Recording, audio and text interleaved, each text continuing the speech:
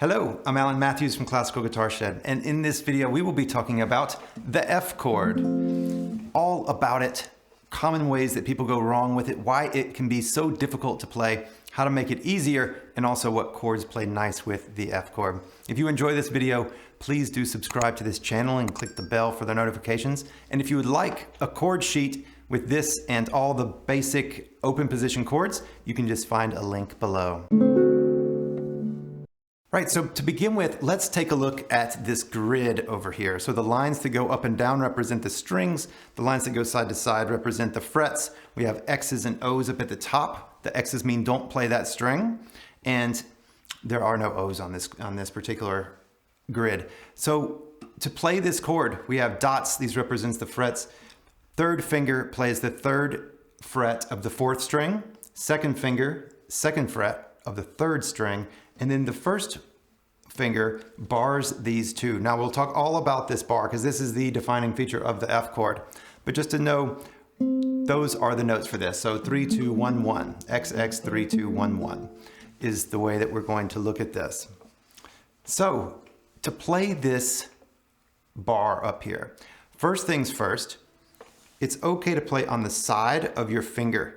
So it's kind of on the, it's not directly on the side, it's on the front side of the side, but it's not the flat. And if you try to play it as the flat, the meat of your finger, it's gonna be a funky chord, and you're gonna have to get your elbow really high, and it's gonna be really difficult. So instead, think about torquing like this on the side of that finger. So your thumb can press, if you can lock this and then just do this exercise here of just going back with your thumb on the back and your finger on the front, then that's the motion.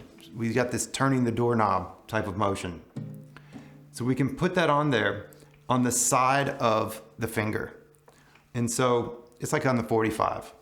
And then you can drop in the 3 and the 2, and that'll be nice and strong. Now another way to make this a little bit easier is to give a little bit of weight, release a little bit of weight from your shoulder so that you're pulling a little bit down and back. The weight of your arm can also go into the chord a little bit here. So that way you're hanging on it just a little bit. And that way the weight of your hands can press down the strings a little bit. Now when you first start playing an F chord, if you're like most people, you're going to play this thing and there'll be some note that's just not coming out right. And so this bar chord here, this 2-string bar, something might not go right with it. Or your other fingers might mute out a string, something will be a little bit screwy. And so here's the thing. If you keep practicing this is the same way with bar chords in general. If you keep practicing it, one day it will start working, and you probably won't know exactly what you did differently that day to make it start working, but your mind and your physiology and your neurology and everything will be working together to make these little micro adjustments so that it works. And it will become easier. It won't be so strenuous. It won't be so the crab claw grip on there. But instead, it'll become easier, and it will be a happy day for you when this happens. Until then, just know that it's coming, and just keep playing it and keep practicing it. If you play it and it does something buzz, we'll just keep going in your music. Go to the next chord, and just keep knowing that the more you do it, the better it will be. So a couple of notes, things to avoid. Don't let this part of your hand touch the side of the guitar when you're playing this chord, or any chord really, usually. So we want a lot of space in here. So instead of doing this and gripping, now if your guitar is very low, then you're gonna want to grip, and you probably will need to grip because it's not as good of a position, it's not as advantageous a position as if you can elevate your neck, then you can get under it, and your body just works better on the guitar. A lot of people play with the neck low, but it does make things more difficult than it has to be. It's just easier up here. So with this then, keep space.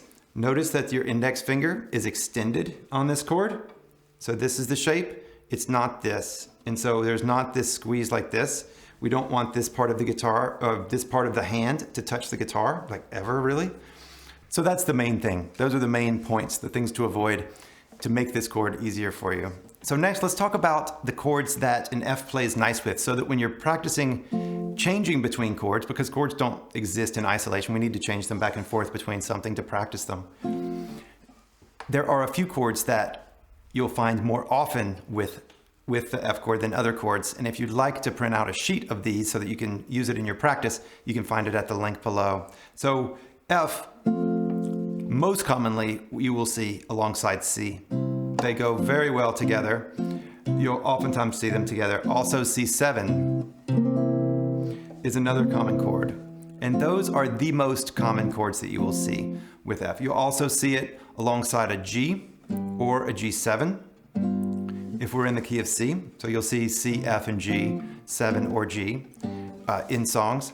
The other couple of chords that I'll mention here are A minor and D minor.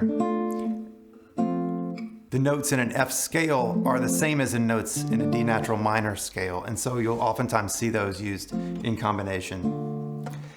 So C, C7 are the most common, and then these other ones you can just layer in as you will with your practice.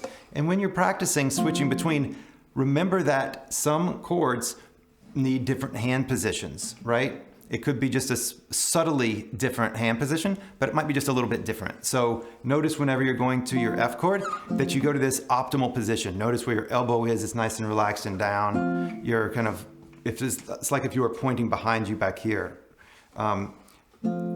So there's this, whereas the C is going to be slightly different. The G will be a little bit different. If you can notice the change in my arm and wrist, a D might be different. Different chords have different, and each one will be different. So try to, when you're going to each chord, be in the optimal position for that chord. And that'll release tension and help you to get faster at switching the chords. Well, last thing, if you're the inquisitive type and just want to know how this chord comes to be, this is part of a larger bar chord that uses all 6 strings.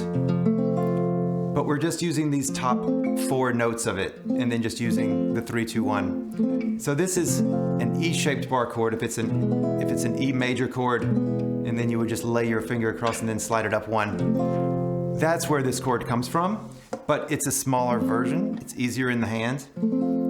And this chord also you can move, because it doesn't have any open strings, you can move it all over the neck. And so you'll find in pieces of music as you go on in your studies that this particular F-shaped chord, you might see it in other places as well down the road. And with that, we will bring this exploration of the F chord to a close. Hope you've enjoyed this. Do find the PDF below to print and put in your practice space, and subscribe to this channel, and I'll see you soon. Bye-bye.